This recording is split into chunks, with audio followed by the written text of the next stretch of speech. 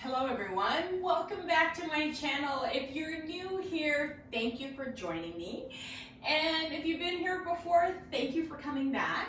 I would really love it if you could do me like a tiny favor and hit the subscribe button and also hit the bell button so you know when I upload a new video, because I upload a new video every single Tuesday. And right now I'm coming to you from my home studio, which is where I film most of my content here, and I'm answering your questions. So prior to COVID-19 becoming a pandemic, I've been on the road doing workshops and lectures and all kinds of good things. And whenever I'm on the road, I'm gonna set a timer because I'm terrible at staying on task with these things. Sorry, my bad. Whenever I'm on the road, I hand out index cards and I ask people what are some of their challenges in coming to their mat. And so I'm going to answer a few of the questions today. Believe it or not, I have hundreds of these cards, and what I've gone through and I picked out the questions that come up most frequently, and I'm going to go ahead and share this with you today. So for this first one, it's called Asana Playground. So when I teach a workshop, I do a class called Asana Playground, and I ask people to bring their most challenging asana questions to me, and as a group we try to figure out how to modify or create variations for yoga poses. And this one was a two-part question. So what they asked is how to do Chaturanga, which is very, very hard, and how to do dolphin pose, and how to use blocks to modify sun salute. So I'm going to tackle all three of these challenges, maybe all three of them in this video, or maybe three separate videos. We'll see how long I have. But let's start with Chaturanga because it's the hardest one and it's my least favorite one. So what I have found is anything that is an arm balance, which literally Chaturanga is, requires you to start putting weight into your hands. And that's how Chaturanga becomes more accessible and easier. So what are some of the ways that we can put weight into our hands to make Chaturanga a lot more available? One very simple way is to start with some kind of push-up routine. So when I'm teaching a flow and it has Chaturanga and perhaps my students aren't ready for Chaturanga, or it's going to be too hard for them, or we're working toward Chaturanga, we will do some drills. So this will be a class where I'll show you some drills around that. So what is Chaturanga to start? Chaturanga is a low push-up. So we often hear in a flow, we're going to come from down dog to plank pose and then lower through Chaturanga. What people usually do is they just lower all the way down and move through Cobra. They don't actually pause in Chaturanga.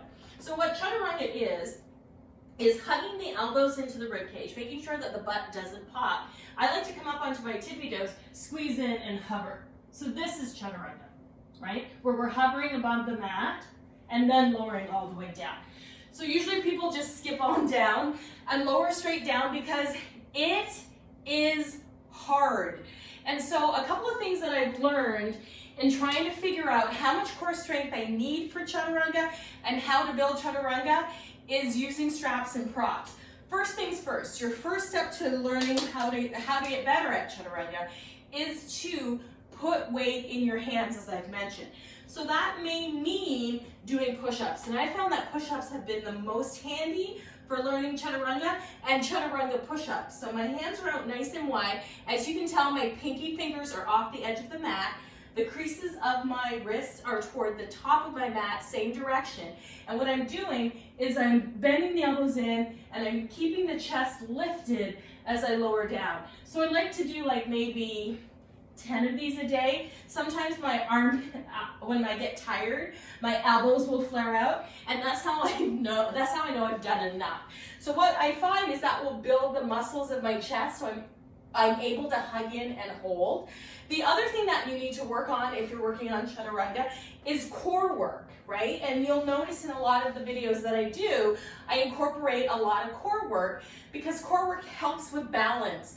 It helps with keeping your back strong. It helps with moving through postures with variations. So how do I know how much core work I need to do? I just know I need to do a lot, and I do a lot of core work. So another way that I can approximate Chaturanga and see how strong my core needs to be in order to do Chaturanga is to grab a strap. So what I do is I grab a strap and I make the strap loop. I make a loop in the strap. I make a loop in the strap about the width of my shoulders. And for me, sometimes these, this one locked. Sometimes these straps don't lock because I buckled them backwards. And when they don't, then I make sure I tie a loop around the buckle. So if this wasn't gonna lock, I would loop around the buckle and tie it so it doesn't slide once I put it on. And I try to approximate the width of my shoulders, maybe a little bit smaller. Then what I do is I bring the loop around the top of my shoulders, or the top of my arms more, right here. And I make sure the loop is big enough that my chest is in the middle of the loop because you don't want to squish the girls. And so coming from here, this gives me a little bit of an idea. I'm going to bring my hands down to the floor, come up onto my knees, and then hug my elbows into my rib cage and lift my knees up. So this gives me an approximation of what Chaturanga looks like. It's not really comfortable, but it's just more of an approximation so that you can see how much core strength you need, because I'm really squeezing my core and hugging my shoulder blades in. So that gives you a feeling for Chaturanga. Could you do a whole class incorporating this into figuring out how to use Chaturanga, or helping you or enabling you to do Chaturanga? Probably. So you'd have to shorten the strap, and let's do a little vinyasa and see how this works. So I've shortened the strap a little bit. I still have room that my chest isn't going to be squished. I'm gonna bring out my hands nice and wide. I'm gonna start on top of a push-up, and then I'm gonna go to bottom of a push-up. Then I'm gonna go to up dog and push back to down dog. So you see the strap is at my face, but that's okay. Inhale forward to plank. Exhale, you can get the feeling for Chaturanga. This is Chaturanga. Then I'll come up onto my toes for up dog, flip my toes under, back to down dog. And if I don't want this in my face, I can just shimmy the strap down and let the strap be at the top of my head. So that's one way you can play with how to move through a flow like that.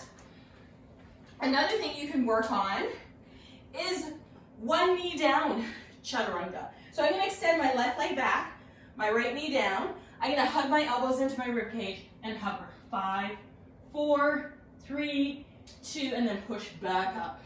So what's been really helpful for me is push-ups and drills like this one. So let's do the other side. Left knee down, hands out nice and wide. Chaturangas, you're hugging your arms in towards your rib cage. Come forward onto your toe, and then I just adjust my knee accordingly and try to lower straight down. Ooh. And then push straight back up. What ends up happening in Chaturanga is your shoulders tend to roll forward, so we really want to pinch the shoulder blades together on our back and lower with our chin lifted looking forward. So how did I get to Chaturanga? Lots and lots of push-ups. And having done lots and lots of push-ups in order to prep for Chaturanga has also helped me be able to do a handstand with a lot more confidence. So again, squeezing the belly, pushing out through the heels, squeezing toward the midline, lowering down, hugging in. 10, 9, 8, 7, 6, 5, 4, 3, 2, and 1. And so that's a drill that you can keep doing. Making sure that we're squeezing the shoulder blades onto the back, that we're pulling in our core, that we're pushing out through our legs, and hugging everything to the center. It's not easy. It takes a lot of time and practice. That's why I prefer telling my students to come down to knees, chest, chin, if you find that, because a lot of rolling forward in Chaturanga will end up giving you a shoulder injury if you're not careful, because you really do have to hug in and squeeze back. And that's what doing the strap will teach you how to do. That's how you can move through the postures with that. That's another way that you can start to play with Chaturanga. So actually, I'm going to leave it here, and I'm going to give you a few steps and tips to continue to work on Chaturanga. You can also grab a bolster if you like to get an approximation of what Chaturanga is. So if you've done my asana on a bolster, you'll notice what I'll do is I'll have the edge of the bolster be just at the breast line or just below so that you can squeeze the shoulder blades in, and play with curling the toes under, squeezing, lifting up and pushing down. Lifting up and pushing down. So it's another way to hug the shoulder blades in, push up, push down, hug the elbows into the rib cage, push up, push down. So these are 2 or 3 drills that you can do to help get you more familiar with what it feels like to move through Chaturanga, to get stronger, reminding yourself that it's core work, it's upper body work. Anything that's going to be an arm balance, you're going to have to put weight in your hands.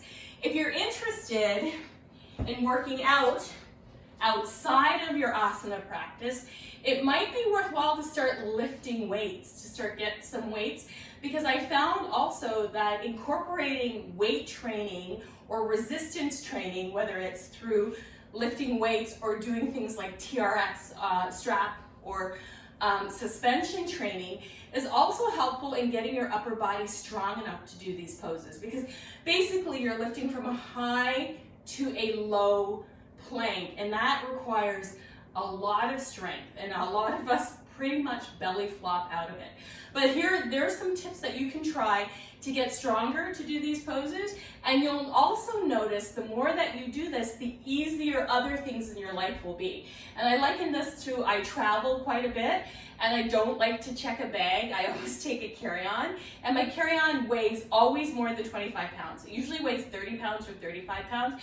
And so Chaturanga, suspension training, resistance training, all of that has helped me being able to hoist my 30-pound carry-on into the overhead bin. So it's something to consider.